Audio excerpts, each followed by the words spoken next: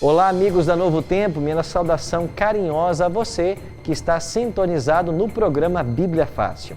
Nós estamos na segunda temporada de estudo da Bíblia, desta vez focalizando o livro do profeta Daniel.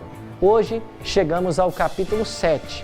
Já vimos semana passada alguns elementos desse capítulo, mas terminamos o estudo de semana passada com uma pergunta: quem era o chifre pequeno de Daniel, capítulo 7? E agora, no estudo de hoje, nós vamos aprender sobre o chifre pequeno e o ataque à lei de Deus. Nós vamos, mediante o estudo desse tema, identificar, como a Bíblia nos fornece, os elementos necessários para descobrirmos quem é o chifre pequeno e qual a obra que ele faria.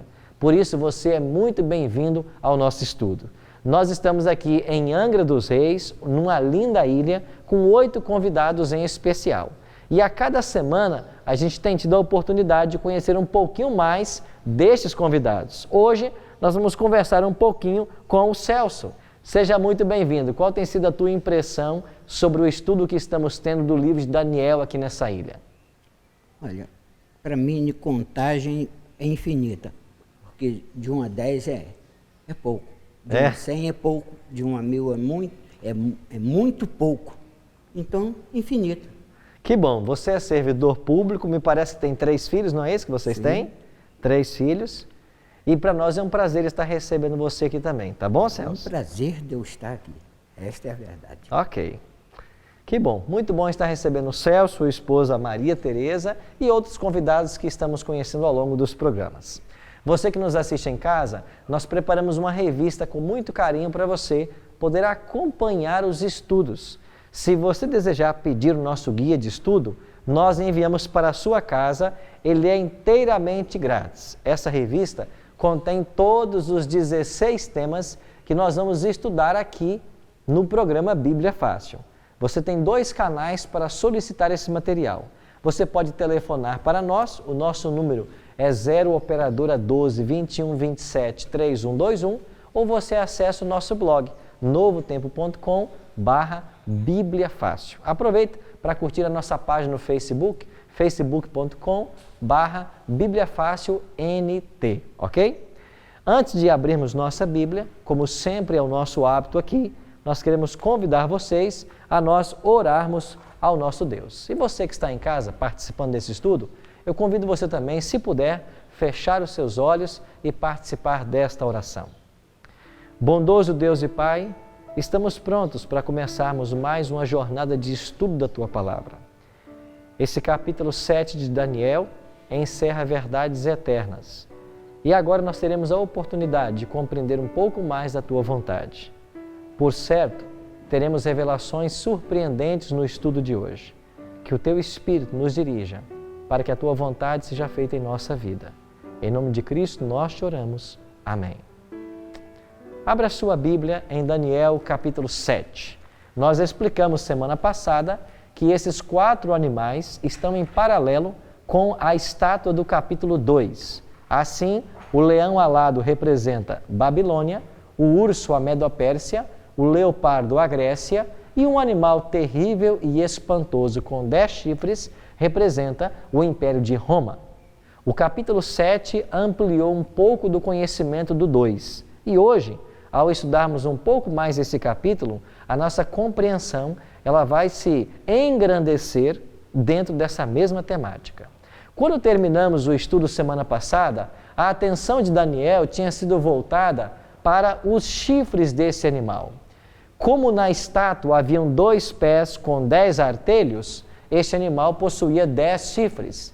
Ele era diferente dos outros e esses 10 chifres nós interpretamos como sendo as 10 tribos bárbaras que minaram Roma Ocidental dos anos 352 até 476, segundo alguns historiadores, como Edward Gibbon, que nós citamos algumas semanas atrás. O certo é que depois de compreendermos que os 10 chifres representam essas 10 tribos, nós também dissemos de que dessas 10 tribos, 7 delas organizaram a moderna Europa. E nos dias dos reis da Europa é que Cristo viria estabelecer o seu reino eterno. Agora, a atenção de Daniel foi voltada para um outro elemento. Olha o que diz Daniel 7, verso 8. Estando eu a observar os chifres, aqui no caso são os 10 chifres, eis que entre eles subiu outro pequeno. Então Daniel viu um chifre pequeno, que surgiu depois dos 10. Quem é esse chifre pequeno? Nós vamos agora buscar na história a identidade desse chifre pequeno. E para você que nos acompanha em casa, eu queria esclarecer para você de que a proposta do programa Bíblia Fácil para essa temporada é estudar a profecia à luz da história. Por isso nós trouxemos aqui sobre essa mesa alguns volumes de historiadores e personagens e cientistas, porque estas obras nos ensinam algo sobre a história. Então, o que é a história? O que os historiadores, o que os teólogos disseram sobre a identidade do chifre pequeno? Então, nós vamos agora consultar algumas obras para entendermos quem é esse chifre pequeno. O próprio livro do profeta Daniel nos dá várias características desse chifre pequeno. Assim como os 10 chifres representam a 10 reis, 10 poderes, esse chifre pequeno também representa um poder. Mas que poder ele representa? Aí Daniel diz assim: o chifre pequeno subiu entre os 10 chifres do quarto animal. E se o quarto animal só caiu em 476 de nossa era, quer dizer que as tribos bárbaras só se estabeleceram depois de 476, quando cai Roma Ocidental. Se o chifre pequeno subiu entre os 10, é lógico que esse poder só apareceu no cenário mundial depois do ano 476. Segunda característica, quando o chifre pequeno surge, ele arranca 3 dos 10 chifres. Terceira característica, ele tinha olhos como de homem. Quarta, ele tinha uma boca que falava com insolência. Quinta, o quarto animal foi morto antes que ele se estabelecesse. Sexta, parecia mais robusto que os outros. Uma sétima característica, o chifre pequeno faria guerra contra os santos do Altíssimo. Ele seria diferente dos 10 chifres anteriores. Ele proferiria palavras contra o Altíssimo, magoaria os santos do Altíssimo, cuidaria em mudar os tempos e a lei. Os santos lhe seriam entregues por 3 tempos e meio e um tribunal tiraria o seu domínio e o destruiria. Então, olhando diretamente para o texto bíblico, Daniel me dá 13 características para identificar o chifre pequeno. Ora, se Daniel me deu 13 características, é porque ele espera que eu entenda quem é esse poder. Porque de nenhum outro animal até aqui, nós tivemos tantos detalhes. Então, quem é esse chifre pequeno? Nós não vamos ter tempo hoje de estudar todas as 13 características, mas vamos passar pelo menos 4 delas, que são fundamentais. Um detalhe que você deve compreender é que há um profundo relacionamento entre Daniel e Apocalipse. E este chifre pequeno de Daniel 7 é o mesmo poder de Apocalipse 13. Olha alguma comparação. Em Daniel havia olhos como de homem nesse chifre pequeno. Já o poder de Apocalipse 13 tem um número de homem. Lá no versículo 18 vai dizer isso. Em Daniel 7, o chifre pequeno tem uma boca que fala com insolência. Em Apocalipse 13, 5, esse poder tem uma boca que fala com blasfêmia ou que blasfema. Em Daniel, ele foi entregue para ser queimado. Em Apocalipse, ele foi golpeado de morte. Em Daniel, ele fazia guerra contra os santos. Em Apocalipse, ele peleja contra os santos. Em Daniel, ele profere palavras contra o Altíssimo. Em Apocalipse, ele blasfema contra Deus.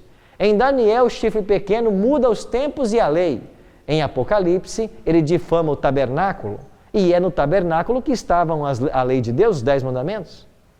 Em Apocalipse, ele age, em Daniel, ele age por 3 tempos e meio. Em Apocalipse, ele age por 42 meses, que nós vamos descobrir hoje que se trata da mesma coisa. Quem disse ser Isaac Newton esse chifre pequeno? Nós temos essa obra em nossas mãos, já traduzida para o português, aqui está ela, as profecias de Daniel e Apocalipse, e nas páginas 80 e 81 desse livro, Isaac Newton faz a seguinte afirmação: os reis representavam os reinos, como já foi dito. Portanto, o chifre pequeno é um pequeno reino. Era um chifre da 4ª besta e arrancou 3 dos primitivos. Por isso devemos procurá-lo entre as nações do Império Latino, depois do aparecimento dos 10 chifres. Mas era um reino com um rei diferente dos outros, tendo uma vida ou alma que lhe era peculiar, com olhos e boca. Por seus olhos era um vidente, por sua boca falava insolências, mudando os tempos e a lei. Era ao mesmo tempo um profeta e um rei. E Newton conclui: tal vidente, profeta e rei é a Igreja de Roma. Isaac Newton está dizendo de que o chifre pequeno de Daniel 7 e Apocalipse 13, que vimos ser o mesmo poder, é a Igreja de Roma. Será que ele está sozinho nessa interpretação? Vamos voltar um pouco mais na história, porque esta obra de Isaac Newton foi publicada em 1733. Mas no ano de 1520, Martinho Lutero publicou várias obras. E eu tenho uma obra dele em minhas mãos. Esta obra de Martinho Lutero, ele publicou várias obras, mas em 1520 foi um ano de muitas lutas para Lutero, porque você entende que a Reforma Protestante havia começado em 1517, para ser exato, no dia 31 de outubro. Então, 3 anos após a Reforma, na Alemanha e em vários países da Europa, a Reforma estava causando um grande descontentamento por causa das verdades que a Reforma começou a pregar. Mas o que disse Martinho Lutero sobre esse chifre pequeno? Nesta obra que eu tenho em minhas mãos, preparada, já traduzida para o português, obras selecionadas dos escritos de 1520, na página 290, ele escreveu o seguinte: agora vêm eles e fazem do Papa um representante do Cristo exaltado no céu. E vários permitiram que o diabo os dominasse, a tal ponto de chegarem a crer que o Papa estaria acima dos anjos no céu e lhes daria ordens, o que na realidade são as verdadeiras obras do Anticristo.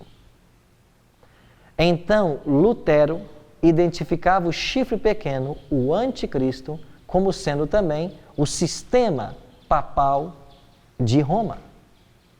A pergunta que eu faço para vocês é, isso em 1520? Estão esses homens certos com relação à interpretação que eles fizeram? Você que nos assiste em casa, já ouviu falar nesses 2 homens, tanto Martinho Lutero quanto Isaac Newton? Você acha que eles estão certos na afirmação de que esse chifre pequeno em Daniel 7 representa o sistema papal? Vamos então dar uma olhada nas características que a Bíblia apresenta sobre esse poder à luz da história para descobrirmos se isso é verdade ou não?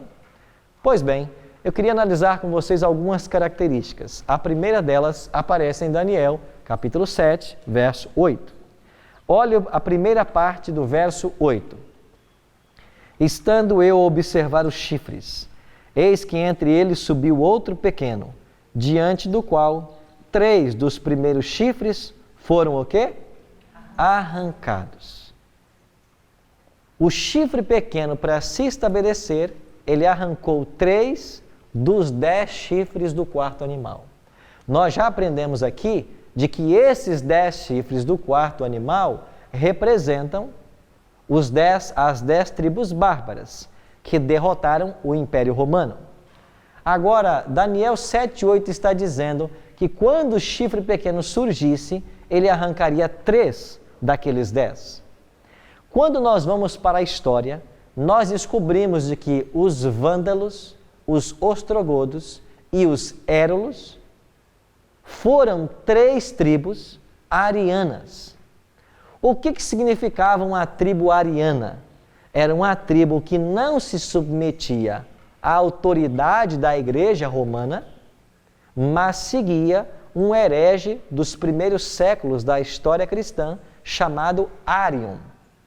Esse homem chamava-se Arion, e ele deu origem a um segmento chamado arianismo. Estas tribos eram arianas, porque elas não aceitavam a autoridade da Igreja Romana, mas aceitavam a autoridade dos arianos.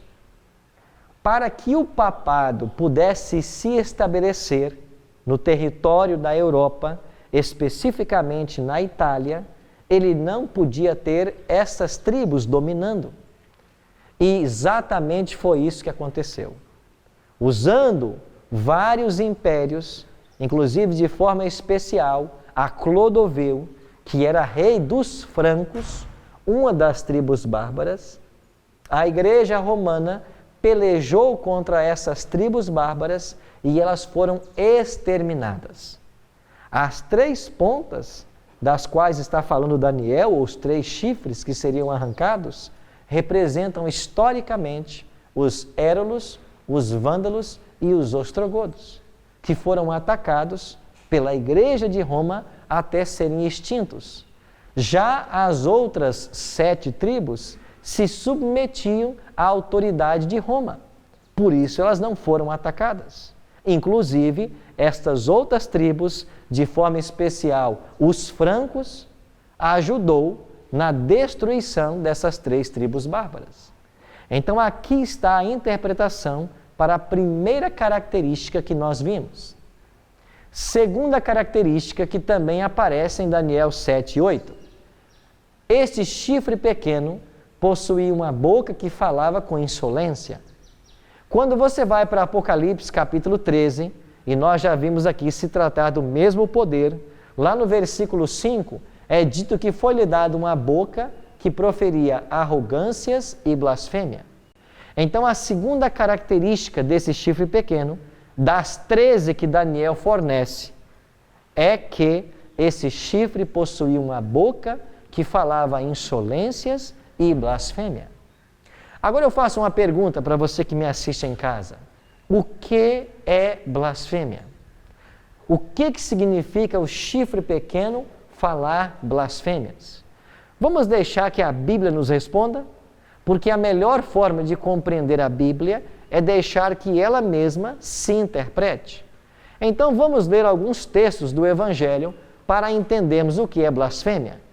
Eu quero começar com Marcos, no capítulo 2, versos 5 a 7. Marcos 2, 5 a 7 diz assim: Vendo-lhes a fé, Jesus disse ao paralítico: Filho, os teus pecados estão perdoados. Mas alguns dos escribas estavam assentados ali e arrazoavam em seu coração: Por que ele fala deste modo? Isto é blasfêmia. Quem pode perdoar pecados senão um, que é Deus? À luz desse texto que eu acabei de ler, o que é blasfêmia? Blasfêmia é a pretensão de perdoar pecados. Jesus perdoou pecados e ele foi acusado de ter cometido blasfêmia. Mas por que Jesus não blasfemou? Porque ele é Deus. E somente Deus pode perdoar pecados. Então entenda que Cristo é Deus. Ele perdoou pecados. E os judeus disseram: você blasfemou, porque só pode perdoar pecados Deus. Jesus não blasfemou porque ele é Deus. Mas o que é blasfêmia? É a pretensão de perdoar pecados. Porque só Deus pode perdoar pecados. Agora, quando nós olhamos então para a história e para os documentos da Igreja, como por exemplo esse aqui, o Cânon Católico, no Concílio de Trento, na página 440 e 870, nós lemos o seguinte: na confissão, o sacerdote tem o poder de confessar todos os crimes cometidos depois do batismo. Quando um criminoso confessa seus pecados ao sacerdote, todos os crimes não são somente perdoados, mas destruídos, e o criminoso se torna uma nova pessoa, um santo. O que o Concílio de Trento está falando, ele está se referindo à doutrina da confissão auricular. O que ensina essa doutrina? Essa doutrina ensina que o sacerdote, ele tem poder de perdoar pecados. E que quando uma pessoa comete pecados, ela deve procurar o sacerdote para confessar o seu pecado e obter o perdão. Isso é blasfêmia à luz da Bíblia. Então percebam vocês de que essa segunda característica, a pretensão de perdoar pecados, também se enquadra na Igreja Romana, no sistema papal, porque foi o sistema papal quem inventou a ideia de que o sacerdote tem poder para perdoar pecados. Olha o que diz o Catecismo da Igreja, e eu tenho um exemplar aqui, preparado pela Edições Loyola, e esse catecismo vai trazer algumas orientações para nós entendermos o pensamento com relação a esse tema. Na página 401, eu leio o seguinte: ainda falando sobre a pretensão de perdoar pecados. Página 401. A declaração dos pecados ao sacerdote constitui uma parte essencial do sacramento da penitência. Os penitentes devem, na confissão, enumerar todos os pecados mortais de que têm consciência, depois de examinar-se seriamente, mesmo que esses pecados sejam muito secretos e tenham sido cometidos somente contra os 2 últimos preceitos do Decálogo. E na página 403 ele continua: como Cristo confiou aos seus apóstolos o ministério da reconciliação, os bispos, seus sucessores, e os presbíteros, colaboradores dos bispos, continuam a exercer esse ministério. De fato, são os bispos e os presbíteros que têm, em virtude do sacramento da ordem, o poder de perdoar todos os pecados. Então, o Catecismo Romano está ensinando que o sacerdote, ele tem o poder de perdoar todos os pecados. Enquanto que a Bíblia declara em 1 Timóteo 2, verso 5, de que só há um mediador entre Deus e os homens, Jesus Cristo, homem. E em 1 João 1, 9, João nos ensina: se confessarmos os nossos pecados, Ele, Jesus, é fiel para nos perdoar os pecados e nos purificar de toda injustiça. A Bíblia é clara em dizer: só Deus pode perdoar pecados. E a pretensão de perdoar pecados é uma característica do chifre pequeno, vista no sistema papal, como acabamos de ler. Terceira característica, ou melhor, ainda dentro do tema da blasfêmia, o que mais é blasfêmia, além de perdoar pecados? João 10, 30 a 33. Palavras do Senhor Jesus Cristo: eu e o Pai somos um. Novamente pegaram os judeus em pedras para lhes atirar. Disse-lhe Jesus: tenho-vos mostrado muitas obras boas da parte do Pai. Por qual delas me apedrejais? Responderam-lhe os judeus: não é por boa obra que te apedrejamos, e sim por causa da blasfêmia, pois sendo tu homem, te fazes Deus a ti mesmo. À luz desse texto, o que é blasfêmia? é a pretensão de ser Deus. Jesus disse em João 10:30, eu e o Pai somos um. Essa frase significa, eu e o Pai somos iguais. Tudo que o Pai é, eu sou. Os judeus disseram, você blasfemou, porque você se declarou igual a Deus. Jesus não blasfemou, porque Ele é Deus. Mas qualquer outro ser, a não ser Cristo, que se declarar-se Deus, está blasfemando. Voltamos então agora a nossa atenção para o papado. O que é que os documentos da Igreja nos ensinam sobre esse tema? O Papa Leão XIII é o autor da seguinte frase, nós, os papas, temos sobre a terra o lugar do Deus Todo-Poderoso.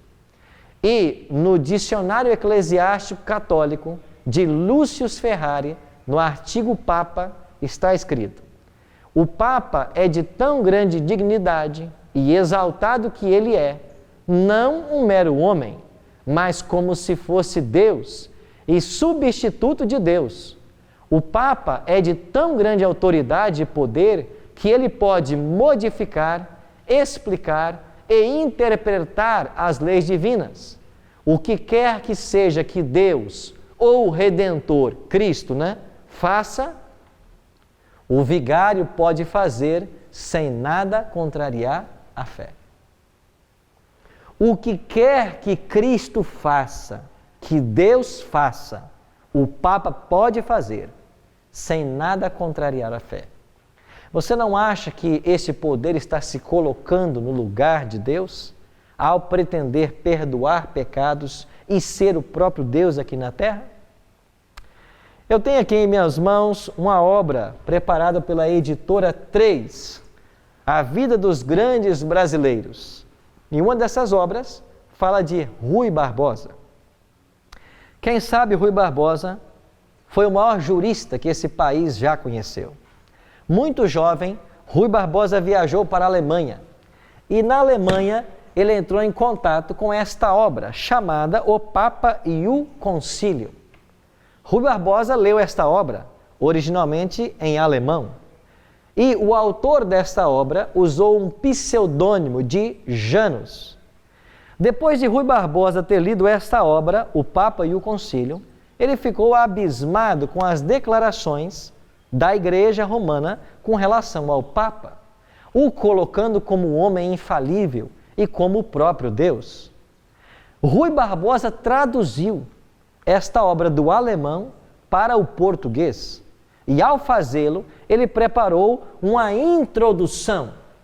E aqui está a introdução.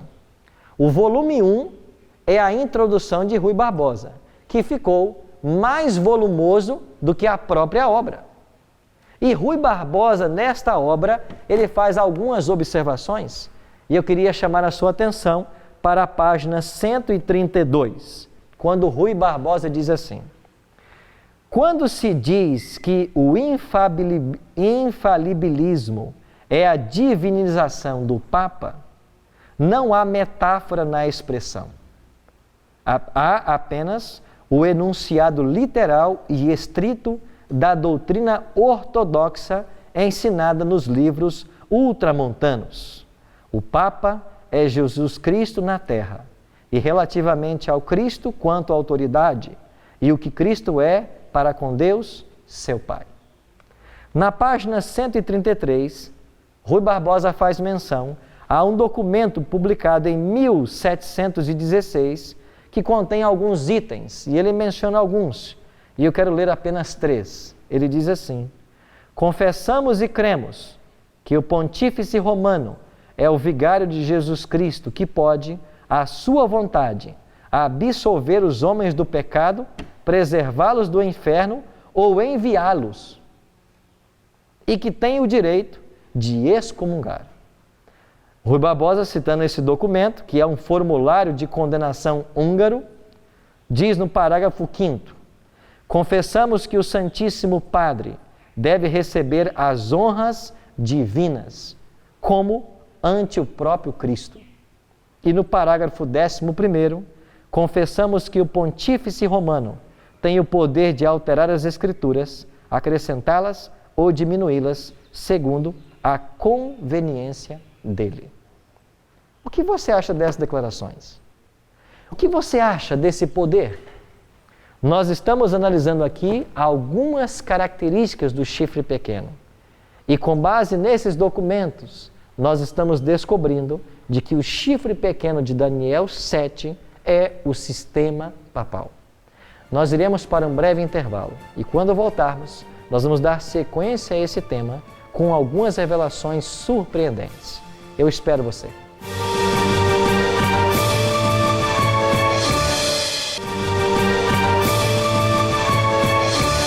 Olá amigos, estamos de volta com o programa Bíblia Fácil. Vimos no primeiro bloco a respeito do chifre pequeno e estamos estudando algumas características desse poder. Uma delas é que o chifre pequeno falaria blasfêmias contra Deus. Uma outra, ele se colocaria no lugar de Deus. Vimos também que escritores como Martinho Lutero, Isaac Newton, Rui Barbosa atribuíram ao chifre pequeno o papado. E nós estamos estudando algumas características da Bíblia para sabermos se isso é verdade. Vamos agora então à terceira característica fornecida por Daniel. O profeta Daniel nos ensina em Daniel 7,25 o seguinte. Leia comigo, Daniel 7, verso 25. Falando do chifre pequeno, proferirá palavras contra o Altíssimo, magoará os santos do Altíssimo e cuidará em mudar os tempos e a lei. E os santos lhe serão entregues nas mãos por um tempo, 2 tempos e metade de um tempo. Interessante que mais uma vez apareceu aqui esse período profético. Lembram vocês de que Nabucodonosor pastou como um animal 7 anos e a profecia dizia que iriam se passar sobre ele 7 tempos? Agora 3 tempos e meio equivalem a 3 anos e meio. O que significam esses 3 anos e meio quando o chifre pequeno perseguiria aos santos do Altíssimo? A expressão santos do Altíssimo é uma expressão alusiva aos filhos sinceros de Deus ao longo da história, os servos de Cristo. Como eu posso olhar na história e interpretar isso? Quando eu vou para Apocalipse capítulo 13, verso 5, que é o mesmo poder de Daniel 7, o chifre pequeno, lá diz, foi-lhe dada uma boca que proferia arrogâncias e blasfêmia e a autoridade para agir quanto tempo? 42 meses. Agora, 3 anos e meio somam quantos meses? 42. Você percebe de que 1 tempo, 2 tempos e metade de um tempo significam 3 anos e meio, que multiplicado por 12 significam 42 meses. Agora, esse período profético aparece aqui em Apocalipse de uma outra forma.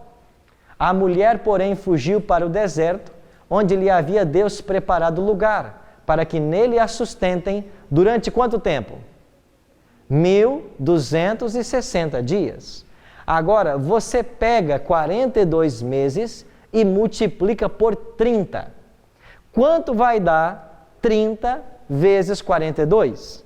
Exatamente 1260. Então, 3 tempos e meio, 42 meses, 1260 anos, estão falando de um mesmo período. 1260 dias, só que na profecia cada dia equivale a um ano, segundo Números 14, 34 e Ezequiel 4, 6 e 7. Então, o chifre pequeno, o sistema papal, perseguiria os santos do Altíssimo por 1260 anos. Vamos olhar de novo para a história. Quando é que isso aconteceu? Quando nós vamos para a Bíblia, nós descobrimos de que esses períodos de tempo de Daniel e Apocalipse se referem ao mesmo, 1260 dias, anos. E isso se cumpriu na história exatamente do ano 538 até o ano 1798. Em 538 aconteceu algo muito interessante.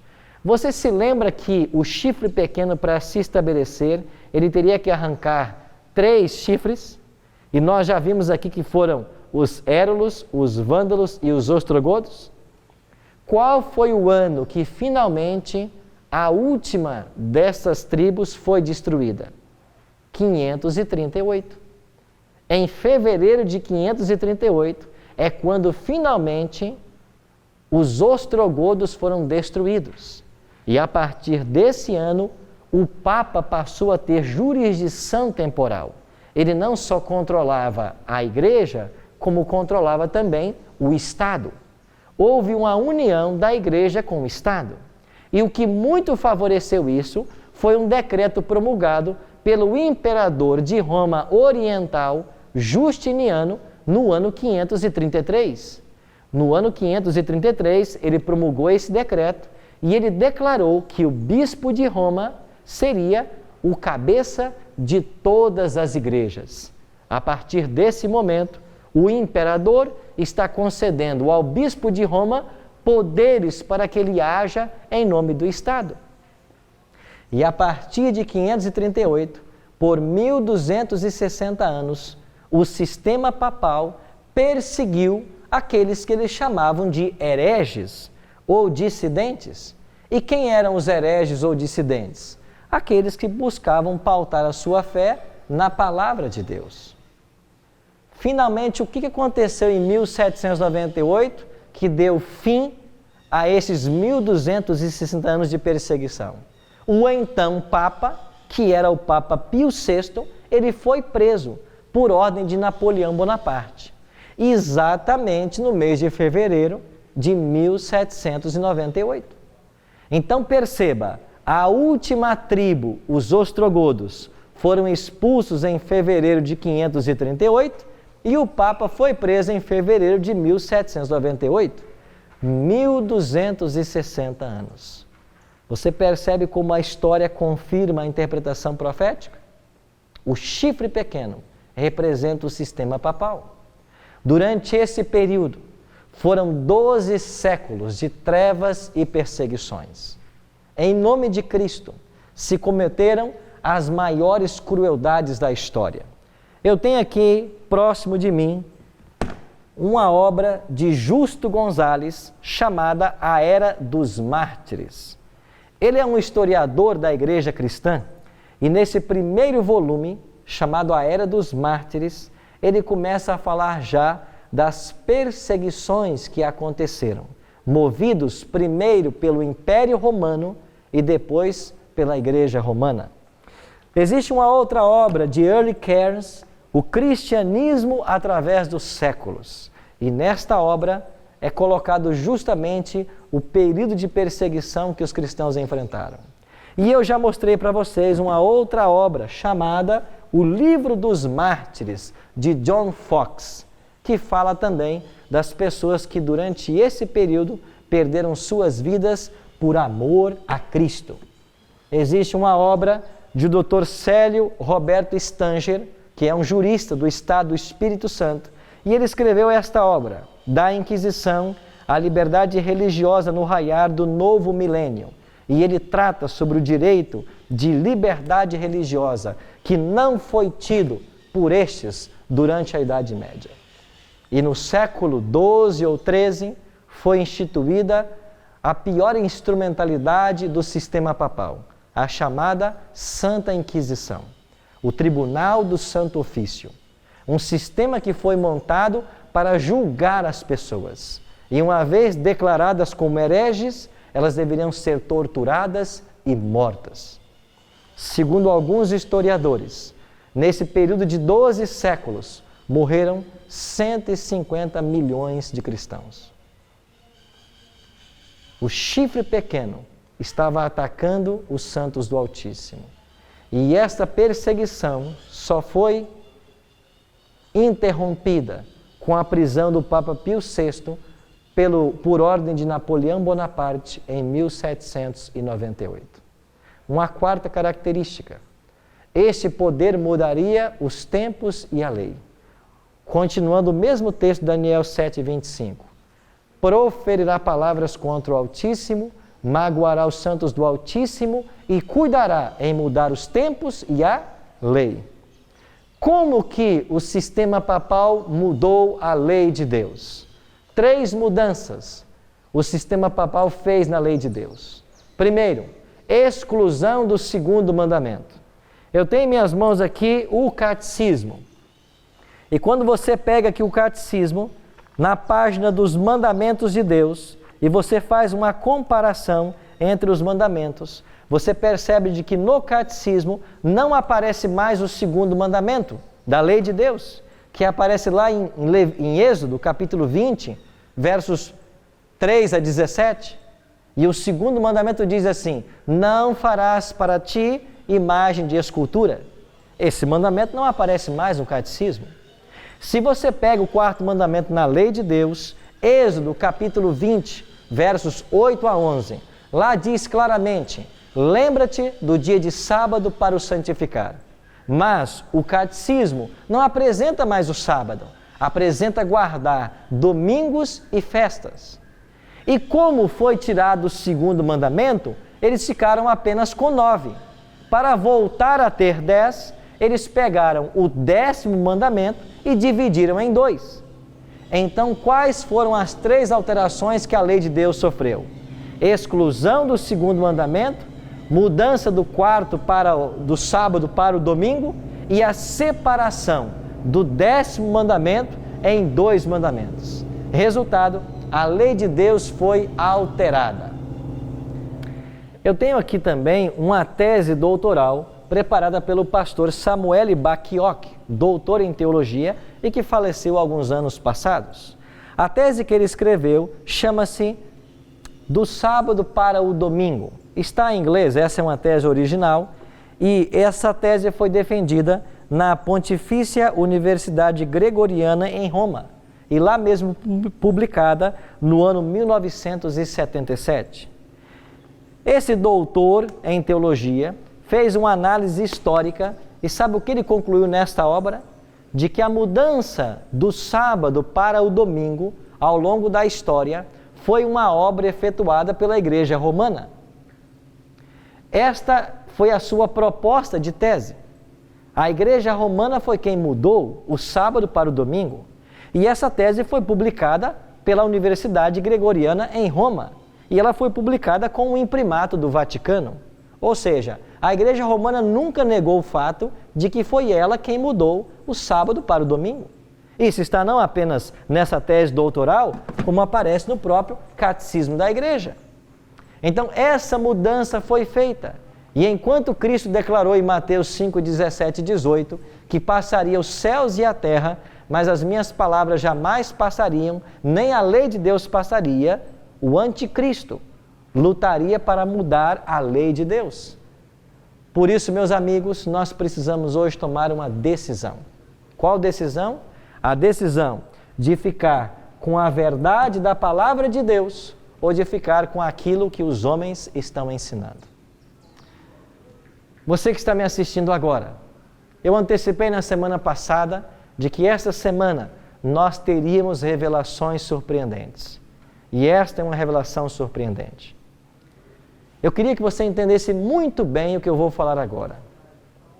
Nós temos que separar os católicos do sistema papal.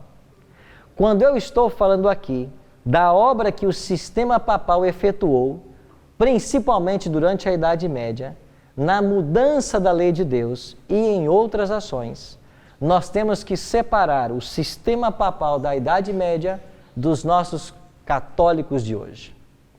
Hoje, dentro da Igreja Católica, você tem muita gente sincera, gente que está buscando conhecer a vontade de Deus, gente que está servindo a Deus com todo o conhecimento que eles possuem. Só que eu preciso dizer para você uma coisa. Como ministro de Cristo, eu não posso ocultar as verdades desse livro. Você não pode continuar crendo no ensino de homens, mas tem que crer no ensino da palavra. E este livro ensina para todos nós de que nenhum ser humano tem poder de perdoar pecados, de que nenhum ser humano pode se declarar Deus aqui na terra, de que nenhum ser humano tem poder para mudar a lei de Deus, como nós provamos historicamente aqui. É por isso, meus amigos, que você tem que buscar conhecer toda a verdade da Palavra de Deus. Talvez as verdades que você está ouvindo hoje surpreendam e até choquem você. Eu oro para que o Espírito Santo de Deus esteja aí ao seu lado e possa agora te ajudar na compreensão desse tema, que não é fácil, não é delicado. É um tema muito difícil de ser compreendido. Mas o Espírito Santo, quando chega em nossa vida, ele nos ajuda a compreender tudo o que nós precisamos. Por isso, se você tem um desejo sincero de servir a Deus, você precisa conhecer a palavra dele. Porque Cristo declarou: conhecereis a verdade, e a verdade vos libertará. Para todos nós que estamos aqui, nós estamos chegando a um ponto do nosso estudo em que temos que responder: eu vou ficar com o ensino dos homens ou eu vou me apegar exclusivamente à palavra de Deus? Porque se eu quiser continuar seguindo homens, não importa onde eu esteja, qualquer lugar estará bom. Mas se eu quiser seguir a palavra de Deus, eu devo estar aonde a sua palavra é exaltada. É por isso que compreender as profecias de Daniel leva-nos à tomada de uma posição. E hoje, qual vai ser a decisão que você vai tomar? Nós vamos ter mais uma música agora. E enquanto essa música estiver sendo cantada, eu queria convidar você a se colocar nos braços de Cristo e fazer uma pergunta sincera para Ele. Deus, isso que eu estou ouvindo é a Tua verdade para a minha vida? E espere a resposta dEle. Se o Espírito Santo impressionar o teu coração, tome agora uma decisão.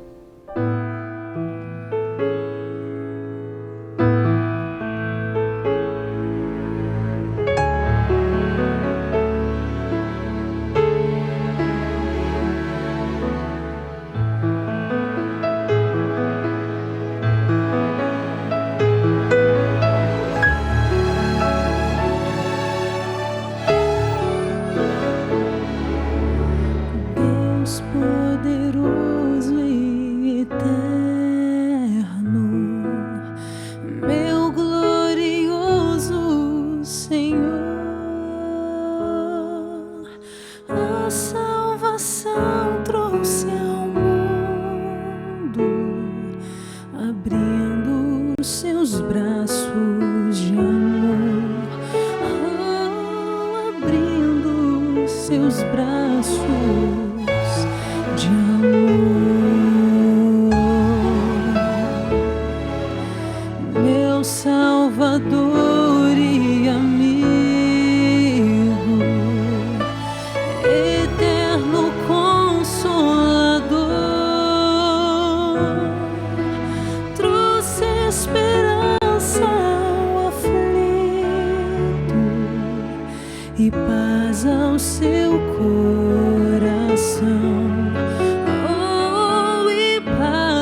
Seu coração.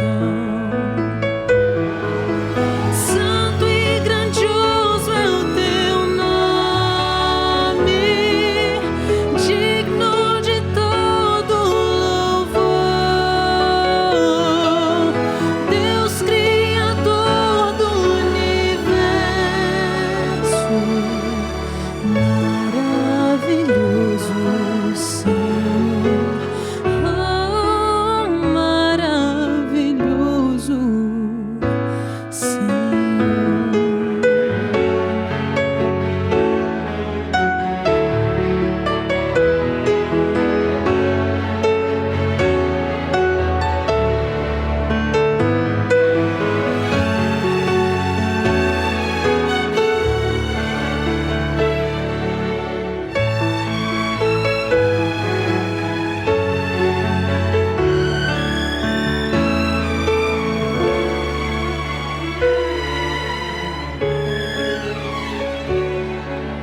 Meu coração te procurar.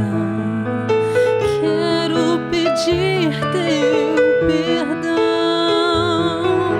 diante da tua presença. Ponho minha vida em tuas mãos. Oh, ponho minha vida em tuas mãos. Santo e grandioso é o teu nome, digno de todo louvor. Deus Criador do universo, maravilhoso Senhor. Oh, maravilhoso Senhor. Santo e grandioso é o teu nome, digno de todo louvor. Deus Criador do universo, maravilhoso Senhor. Oh, maravilhoso Senhor. Amém.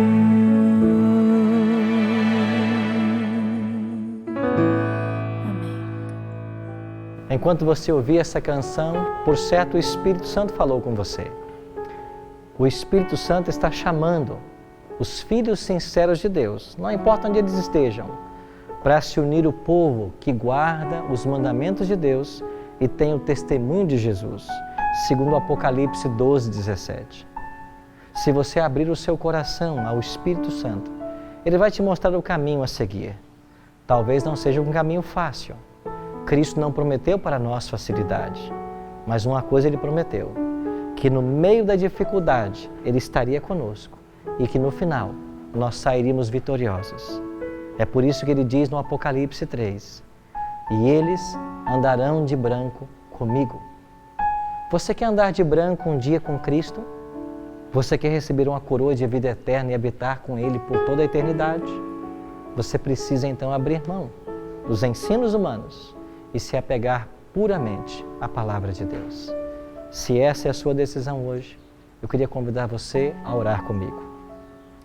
Pai Santo, obrigado por todas as bênçãos. Que o Teu Espírito Santo cele as nossas decisões e nos ajude em nossa jornada deste ponto até a eternidade. Em nome de Cristo nós te oramos. Amém. Amigos, nos vemos semana que vem no programa Bíblia Fácil. Que Deus o abençoe e até lá.